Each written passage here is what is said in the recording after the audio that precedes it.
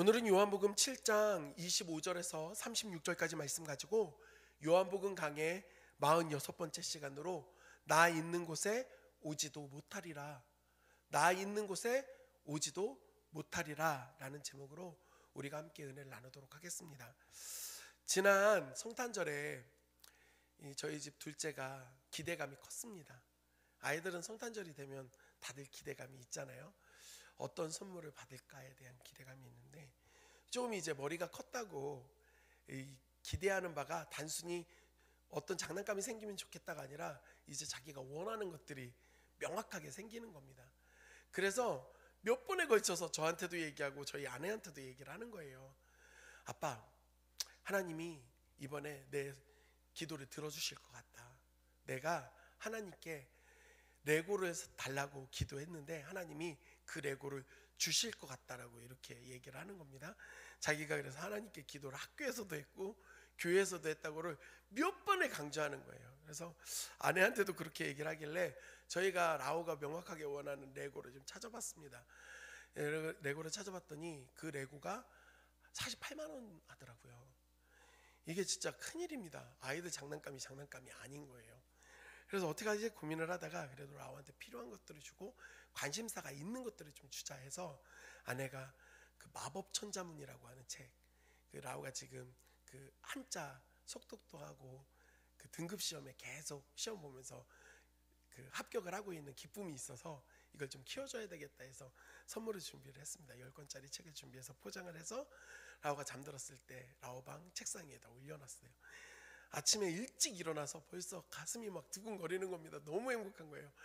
야, 하나님이 드디어 나에게 선물을 갖다 주셨다고 하면서 이제 자기 방 책상에 있는 선물 그 상자를 들고 나오는데 묵직하고 하니까 기분이 너무 좋은 거예요.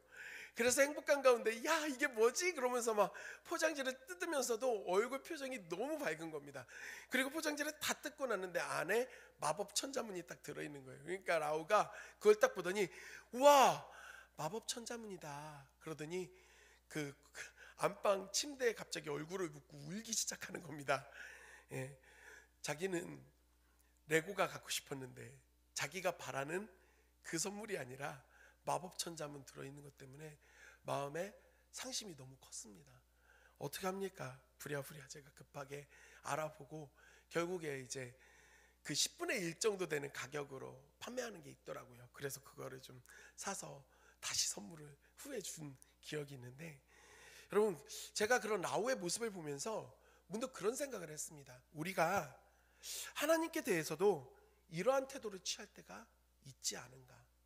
무슨 말이냐면 하나님은 우리에게 필요한 것, 우리가 원하는 것이 아니라 우리에게 꼭 필요한 것을 주셔야 되는 그때 주실 때 우리는 내가 원하는 것과는 다르기 때문에 그것으로 인하여 실망하고 그걸 받아들이지 못할 때가 있더라는 겁니다. 모르겠습니다. 이 자리에 계신 여러분들은 성숙하셔서 안 그러실 거라고 생각하지만 저는 종종 그럴 때가 있는 것을 깨닫습니다.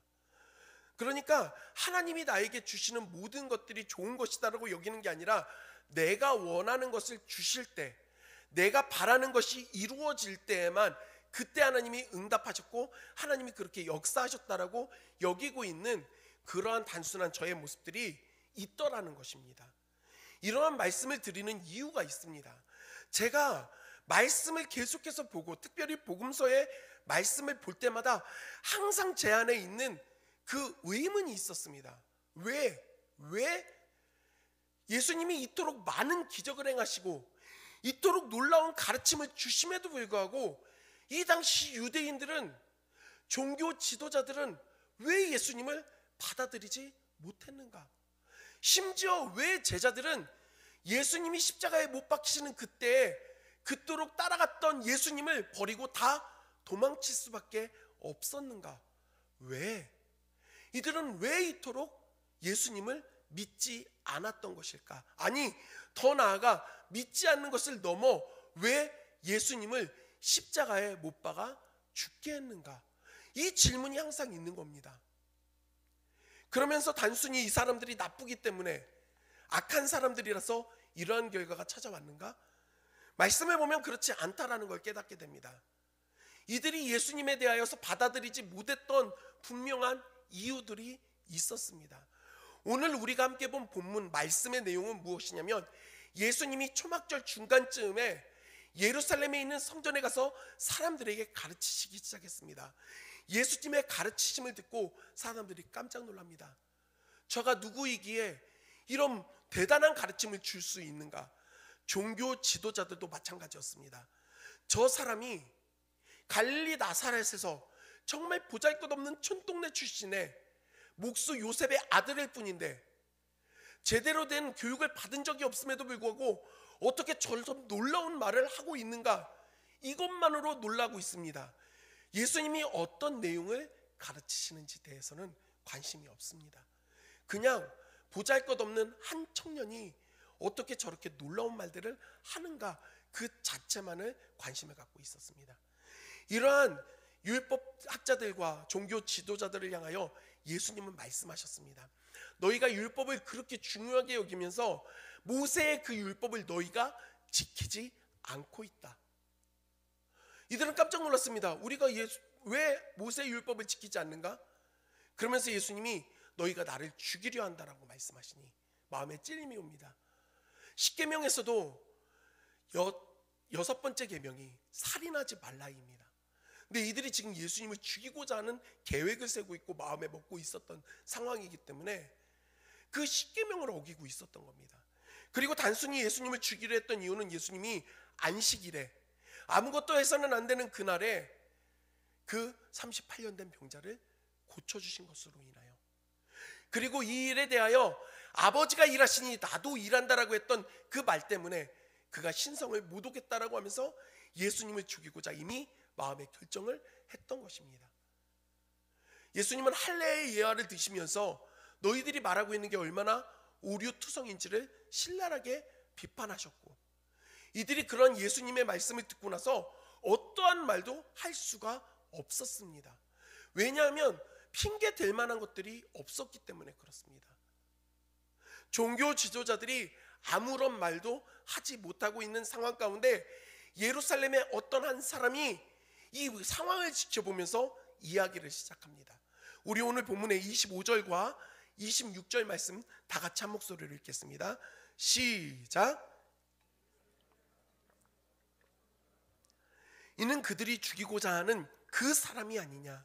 보라, 드러나게 말하되 그들이 아무 말도 아니하는도다. 당국자들은 이 사람을 참으로 그리스도인 줄 알았는가? 예루살렘에 어떤 한 사람이 등장을 하면서 이야기합니다. 아니, 지금 저 가르치고 있는 저 청년이 이 종교 지도자들이 죽이려고 했던 그 사람 아니냐. 그런데 저렇게 담대하고 크게 얘기하고 있는데 왜 그냥 내버려 두냐? 아, 당국자들이 지금 저 사람, 저 청년을 메시아로 인정한 거 아니야? 그리스도로 인정한 거 아니야? 이렇게 얘기를 하고 있습니다. 근데 이거 중요한 게요, 이는 그들이 죽이려고 하는 이라고 하는 이 말입니다. 이 표현이요, 헬라어 원어를 직역하면요, 죽이려고 찾아다니던 이라는 표현입니다. 그러니까 종교 지도자들은 예수님을 죽이고자 하는 마음이 은밀하게 마음에만 있었던 게 아니라 혈안이 돼서 예수님을 찾고 있었습니다. 왜요? 죽이려고요. 이 사람들이 그토록 죽이려고 찾고 있었고 혈안이 돼 있었던 예수님이 눈앞에서 가르치고 있는데 이들이 감히 어떠한 말도 못합니다. 왜냐하면 예수님의 말씀 속에 오류가 없었기 때문에 그래요. 이러한 상황 가운데 그 모습을 보면서 야, 너희가 지금 저 예수를 그리스도로 인정한 거야? 물어보고 있는 겁니다. 그럼 이 사람의 이 마음이 아, 예수님이 그리스도구나, 이 사람들이 인정했구나 하는 긍정의 마음인가? 그렇지는 않습니다. 오늘 본문의 27절 말씀 같이 보도록 하겠습니다. 27절입니다. 시작. 그러나 우리는 이 사람이 어디서 왔는지 아노라. 그리스도께서 오실 때에는 어디서 오는지 아는 자가 없으리라 하는지라. 이 사람이 말합니다. 저 사람은 어디서 왔는지 내가 알아. 갈릴리 나사렛이라고 하는 보잘것없는 촌에서 온 사람이야. 저 사람의 아버지는 목수 요셉인 걸 내가 알아. 그러니 저 사람이 그리스도일 수는 없어. 그리스도가 이 땅에 오실 때에는 갑작스럽게 아무도 모르게 나타난다라고 이야기했기 때문에 그래. 이 사람의 이 말은요, 단순히 자기의 감정을 표출한 게 아닙니다. 구약의 메시지 안에서 그 기반을 두고 있습니다. 말라기서 3장 1절 말씀의 중간에 보면 그 중간에 이렇게 기록되어 있습니다. 띄워주세요. 너희가 구하는 바 주가 갑자기 그의 성전에 임하시리니. 너희가 구하는 그 메시아가, 그리스도가 올 것인데 갑자기 올 것이다. 여기에 기반을 두고, 그러니 그리스도가 이 땅에 올 때에는 그가 누구인지 알 수 없다. 어디서 왔는지 우리는 몰라야 된다. 이러한 생각을 가지고 있었던 겁니다. 그런데 이들이 말하고 있는, 이 사람이 말하고 있는 이 말이 얼마나 오류인가를 생각해 보면, 말라기서 이후에 마태복음이 시작되어지는 데까지 여러분 몇 년의 시간이 걸렸는지 아십니까? 400년의 시간이 걸렸습니다. 구약의 마지막 말라기서가 끝나고 예수님이 이 땅에 오시는 것에 대하여 예견되어지는 그 사건이 일어나기까지 400년의 그 기간을 암흑기라고 말하고 침묵기라고도 말합니다. 철저히 절망 가운데 있었던 그 이스라엘 안에 하나님께서 계획하신 예수 그리스도를 동정녀 마리아를 통하여 하나님께서 보내셨습니다. 이 사건은 갑작스럽게 일어난 일입니다. 자신들이 모르니 이것은 갑자기 일어난 것이 아니라 나사렛에서 저가 태어났다, 그가 거기에 고향을 두고 있고 그 아버지가 요셉이다라는 말을 하면서 받아들이지를 않는 것입니다. 사랑하는 성도 여러분, 여기 안에 답이 있습니다. 무슨 말이냐면, 왜 이들이 이토록 예수님을 믿지 않았는가? 예수님이 믿을 만한 대상이 아니었기 때문인가? 예수님이 너무 보잘것없었기 때문에 예수님을 믿지 않았는가? 한번 생각해 볼 필요가 있습니다. 그런데 오늘 우리가 함께 본 본문 말씀 안에서 보면은요, 31절 말씀을 보면 무리 중에 많은 사람이 예수를 믿고 말하되 그리스도께서 오실지라도 그 행하실 표적이 이 사람이 행한 것보다 더 많으랴 하니. 거기 모여있던 무리 중에 많은 사람이 예수님을 그리스도로 믿었습니다. 왜냐? 예수님이 행하는 표적을 보고 실제로 그리스도가 진짜 와도 이 사람만큼 행하지 못할 것이다. 그러니 예수님이 지금 가르치는 가르침과 보여준 기적은 우리가 생각하는 것을 훨씬 뛰어넘어 있던 상태였던 겁니다. 그럼에도 불구하고 먼저 종교 지도자들은 예수님을 믿지 않습니다. 메시아로 인정하지 않습니다. 또한 백성들 역시도 자신들이 원하는 것을 주었을 때는 임금으로 삼고자 하지만 후에는 예수님을 십자가에 못 박아야 된다라고 소리칩니다. 제자들은 어떻습니까? 예수님과 함께 먹고 자고 함께 지내고 예수님의 가르침을 다 들었지만 후에 예수님이 십자가에 못 박히실 때 그 모든 제자들이 뿔뿔이 다 도망쳐 버립니다. 왜 이러한 결과가 나타났는가? 그들은 자신들이 원하는 그 메시아의 상이 있었다라는 겁니다. 그러니까 하나님이 보내실 하나님의 아들 메시아에 대한 믿음이 아니라 내가 원하는 메시아의 모습이 있었다라는 겁니다. 먼저 종교 지도자들은요, 율법으로 자력 구원이 가능하다고 믿고 있었던 사람들입니다. 율법을 지켜서 우리는 구원받을 수 있다라고 하는 자력 구원에 확신이 있었습니다. 물론 그것이 쉽지 않지만 지키면 구원받을 수 있다라는 믿음이 있으니까요, 단순히 예수님이 이 땅에 오셔서 우리의 죄악의 문제를 해결하실 필요가 없습니다. 그러니 자기들이 원하고 있던 메시아는요, 이 땅에 오셔서 먼저 율법을 가장 잘 알고 있고 가장 앞장서서 지키고 있는 자기들을 향하여 칭찬의 말을 해주고 인정해주고 높여주는, 그래서 그분과 함께 그 메시아와 함께 높여지기를 원하는 그 마음이 이 율법학자들과 종교 지도자들에겐 가득했다라는 겁니다.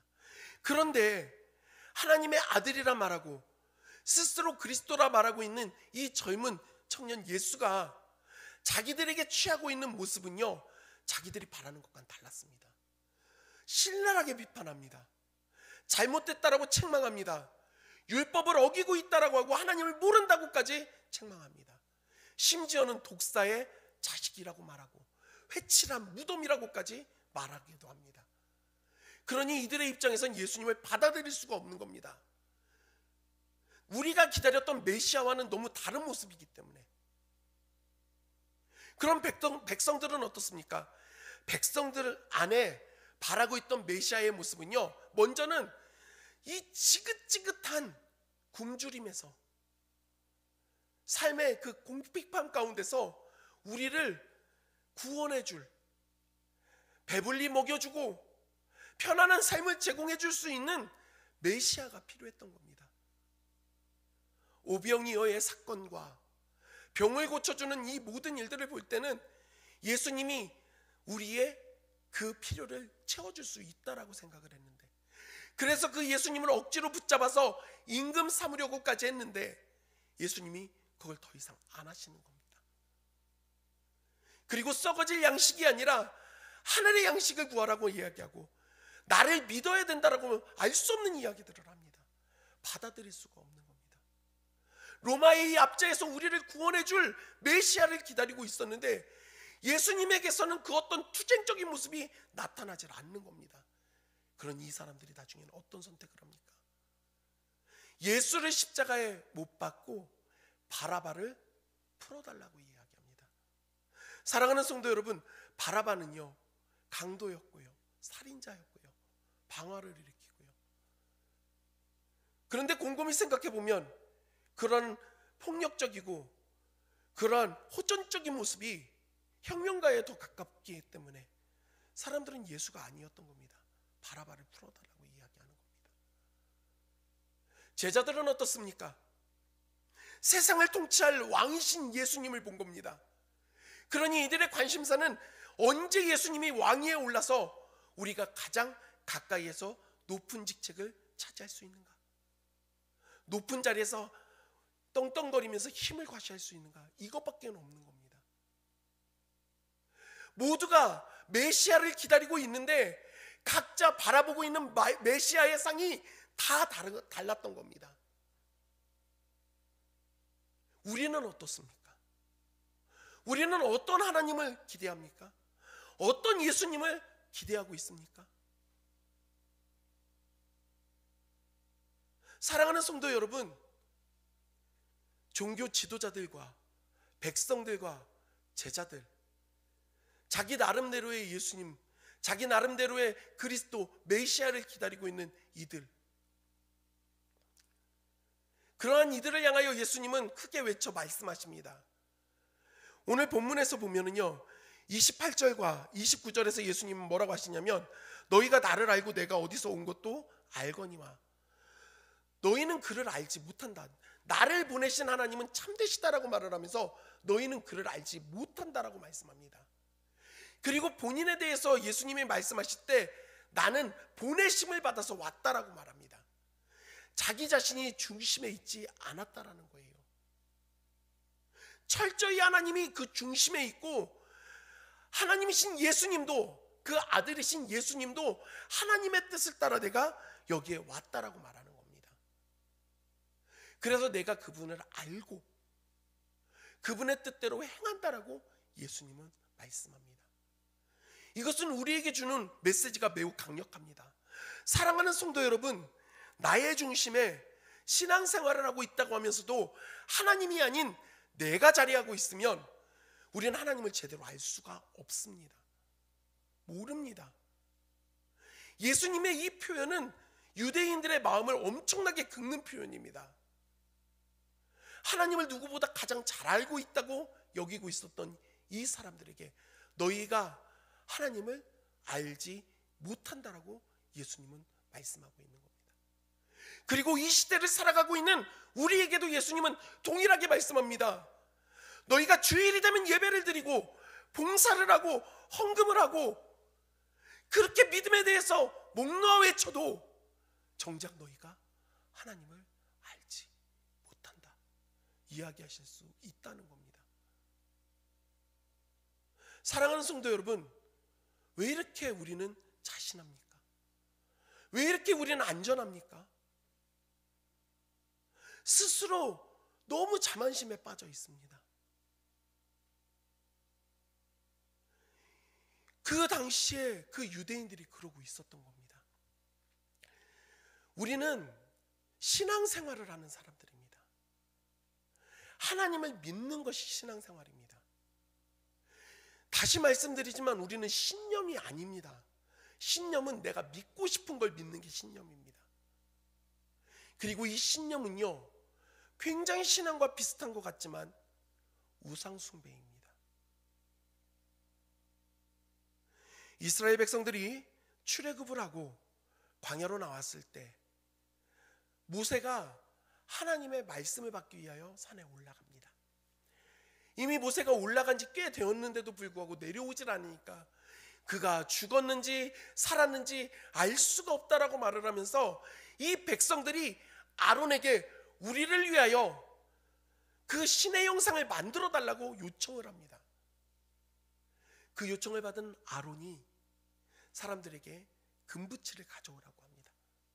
그리고 이 금부치를 녹여서 무엇을 만들죠? 금송아지 형상을 만들어 놓습니다. 그렇게 만들어진 금송아지 형상을 향하여 아론이 뭐라고 외칩니까? 보라, 우리를 애굽에서 구원하여 낸 신이다 라고 말합니다. 여러분, 우리는 이 말씀을 보면서 우상에 대해서 이야기하는구나 생각하기 쉽지만 그렇지가 않습니다. 이스라엘 백성들은 애굽 땅에서 누가 자기들을 인도했는지를 알고 있습니다. 바로 여호와 하나님이셨습니다. 그런데 이 백성들은요, 자신들이 익숙하고 잘 알고 있는 금송아지를 만들어 놓고 거기에다 대고 여호와 하나님이라고 명명한 것입니다. 자기들이 편하고 자기들이 많이 봤던 그 익숙한 모습을 만들어 놓고 거기에다가 하나님이라고 붙여 놓은 겁니다. 하나님은요, 이것을 가증히 여기셨습니다. 매우 가증히 여기셨습니다. 그래서 모세를 급하게 내려보내십니다. 나는 아니야, 난 그렇지 않아, 난 금송아지가 없다고. 여러분, 우리는 스스로 자신합니다. 그런데 내가 원하는 모습대로 하나님을 만들어 놓고 내가 원하는 모습대로 예수님을 만들어 놓고 있다고 한다면 우리 역시도 내 나름의 금송아지를 만들어 놓고 하나님이라고 말하고 있는 그 신념 속에 살아가고 있는 것입니다. 저의 이 메시지가 참 딱딱하고 불편하실 수 있습니다. 하지만 명확한 것은 무엇이냐면 우리가 바라봐야 될 그 진리는 바뀌지 않는다는 사실이에요. 예수님이 어떤 길을 걸어가시는가를 우리는 기억해야 합니다. 오늘 본문 말씀 안에서 예수님은 너무나도 명확하게 말씀해 주십니다. 우리 말씀 같이 보도록 하겠습니다. 33절과 34절 말씀 다 같이 함께 읽겠습니다. 33절, 34절 시작. 조금 더 있다가 나를 보내신 이에게로 돌아가겠노라. 너희가 나를 찾아도 만나지 못할 터이요 나 있는 곳에 오지도 못하리라 하시니. 예수님은요, 이제 자기의 시간이 얼마 남지 않았다라는 것을 알고 계셨어요. 그래서 막 간절히 기도하는 거예요. 하나님, 조금만 더 시간을 주시면 안 될까요? 10년만 더 하면 될 것 같아요. 하나님, 내가 확 다 뒤집고 제가 진짜 하나님 나라를 만들어 버릴게요. 로마를 완전히 무너뜨리고 이스라엘이 모든 것을 다 펼치게 만들어 놓을게요. 사랑하는 성도 여러분, 예수님은 그런 말씀을 안 하십니다. 자기의 때가 얼마 남지 않았다는 걸 아세요. 그리고 예수님은 자기가 이 땅에 왜 오셨는지를 명확하게 기억하고 계십니다. 예수님께서 이 땅에 오신 목적은, 하나님께서 예수 그리스도를 그 아들을 세상에 보내신 그 이유는 세상을 심판하려 하심이 아니오 세상을 구원하시기 위하여. 그리고 그 구원의 사역은 결국에 십자가에서 이룬다는 것을 예수님은 알고 계셨습니다. 그래서 얼마 안 있으면 내가 나를 보내신 이에게로 돌아가게 된다. 그렇게 예수님 말씀하신 거예요. 예수님이 우리에게 보여준 그 길과 모습은 이것입니다. 사랑하는 성도 여러분, 영광을 구하고 세상에서 무언가를 누리고 권력을 가지고 힘을 갖고 이것과 예수님의 삶은 전혀 달랐습니다. 전혀 반대였다라는 겁니다. 만약에 행여 말씀 안에, 복음서 안에 예수님의 삶의 모습이 그런 것이 있다고 한다면 저도 최선을 다해 전할 것 같습니다. 그런데 예수님은 그런 모습을 보이신 적이 없습니다. 예수님을 쫓았던 제자들은 어떻습니까? 사도 바울의 모습을 보십시오. 그의 어떤 삶 가운데 영광을 누리고 권력을 가지고 힘을 가지고 살아가는 모습이 있습니까? 없다라는 겁니다. 그렇다고 한다면 우리가 따라야 될 예수 그리스도의 모습은 너무나도 분명한 거 아닙니까? 그런데 우리 안에 내심 잘 되는 모습, 성공하는 모습, 힘이 있는 모습, 그런 예수님을 바라고 있는 모습이 있다라는 겁니다. 그런데 그러한 우리의 마음이, 그러한 우리의 신념이 어떤 결과를 가지고 오는가? 34절에서 예수님 뭐라고 하십니까? 너희가 나를 찾아도 만나지 못할 것이요 너희가 나 있는 곳에 오지도 못하리라. 전 이 말씀이 너무나도 두렵습니다. 저는 이 말씀을 읽는데 마음이 떨립니다. 왜냐하면 나는 주님을 믿는다 자신하고 주님을 찾기 위해 최선을 다하고 있다고 하고 있지만 정작 잘못된 방향으로 가서 만나지 못한다고 한다. 그리고 제일 무서운 말씀은 이거예요. 너희가 나 있는 곳에 오지도 못하리라. 누구보다 하나님을 가장 잘 알고 율법 지키는 것에 혈안이 되어져 있었고 자기 나름대로의 신앙을 지키기 위해서 모든 것들을 걸었던 이 사람들을 향하여 하지만 너네는 내가 아버지와 있는 그 나라에 오지 못한다라고 하는 이 말씀이 너무 두려운 것입니다. 두렵고 떨림이 있습니다.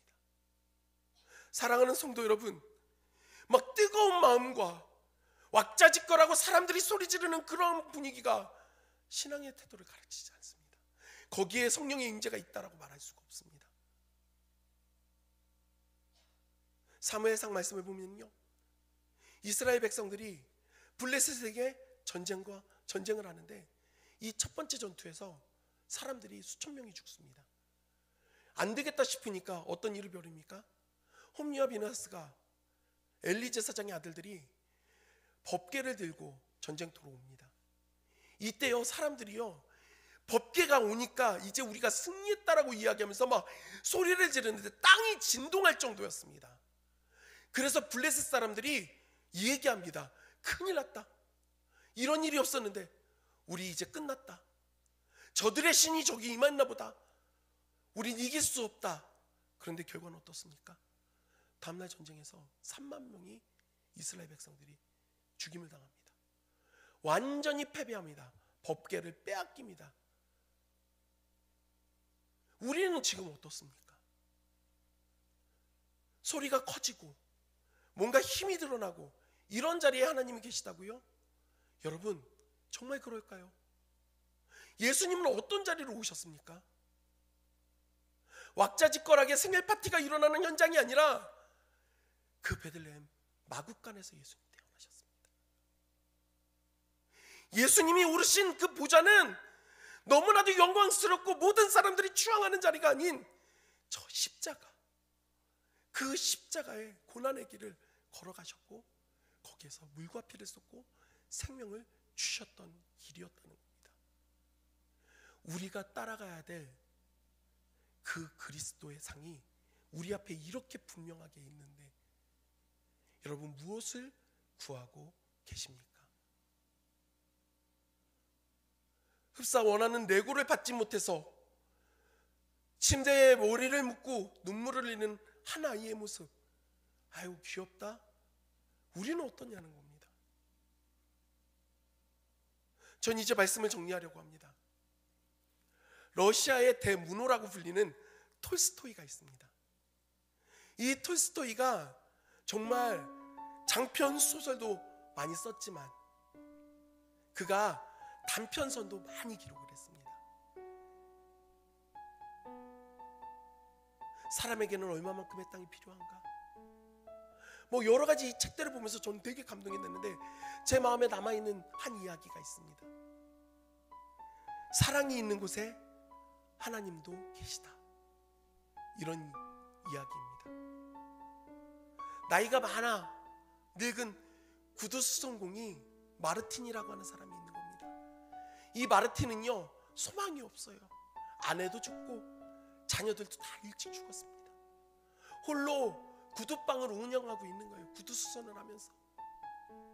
어느 날 그 수도사가 준 성경 안에서 말씀을 읽는 중에 마태복음에 너희가 내가 줄일 때 먹을 것을 주었고 내가 목마를 때 마실 것을 주었다라고 하는 예수님의 그 말씀을 보면서 마음에 큰 감동이 있었어요. 그러면서 마음으로 기도했습니다. 주님, 나도 주님이 줄이실 때 먹을 것을 드리고 주님이 목마르실 때 마실 것을 드리고 싶습니다. 그리고 그날 저녁에 꿈을 꾸는데 꿈에서 예수님 말씀하시는 거예요.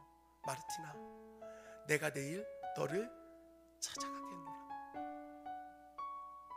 꿈에서 깬 이 마르틴이 너무 생생하니까 기대감이 생기는 겁니다. 우와, 예수님이 오늘 나를 찾아오시는구나. 예수님이 나를 만나러 오시겠구나. 예수님에게 무엇을 드릴까? 그 기대감을 가지고 기다리는 겁니다. 목욕지게도 했겠지요. 좋은 것들을 준비했겠죠. 그렇게 기다리고 있는데 바라본 창문 밖으로 한 노인이 거리를 쓸고 있는 겁니다. 추운 날씨 가운데 거리를 쓸고 있는 노인이 눈에 들어와 그 노인을 향해 나갑니다. 너무 추운데 이 안으로 들어오셔서 몸을 좀 녹이시죠. 따뜻한 차도 있습니다. 그래서 이 노인에게 차를 대접하고 따뜻함을 제공해 줍니다. 그 노인이 너무 힘들었는데 고맙다고 이야기를 하면서 떠납니다. 마르틴의 마음에는 여전히 기대감이 있습니다. 오늘 예수님 오실 건데 어떻게 오실까? 어떤 모습일까? 기대된다. 만나야 되는데. 그러고 있는데 또 한 여인이 아이를 데리고 지나가는데 이 아이가 너무 얇은 옷을 입고 있는 거예요. 그 추운 날. 여인도 몰골이 가진 게 없어 보이는 게 딱 보여지는 겁니다. 마르틴은 그들을 무시할 수 없어 다시 또 불러드립니다. 따뜻한 차를 주고 이 여인에게 작은 돈을 주면서 먹을 것을 사라고 이야기하고 자기가 가장 아끼는 외투를 아이에게 주면서 이것을 입으라고 이야기를 합니다. 그러게 고맙다라고 말하면서 이 여자와 아이가 떠나고 난 이후에 이제 거의 저녁 무렵이 돼가는데도 예수님 아직 안 오시는 거예요. 그때 밖에서 소란스러운 소리가 들립니다. 무슨 일인가 밖에 봤더니 상점 주인이 한 아이의 멱살을 붙잡아 놓고서 화를 내고 있는 겁니다. 이 녀석이 도둑질을 해! 화를 내고 있는 거예요. 마르틴이 보니 그 아이가 부모 모두 병들어서 지금 가정이 너무 힘든 아이라는 걸 알았어요. 그래서 그 상점 주인에게 사정 이야기를 하면서 화를 좀 가라앉히라고 하고 그 아이에게 빨리 잘못했다라고 말을 하면서 그 상점 주인에게 사과값을 지불해주고 그 아이에게는 돈을 주면서 먹을 것을 사가지고 집에 들어가라고 말을 해줍니다. 그렇게 해가 다 졌는데도 주님은 안 오시는 거예요.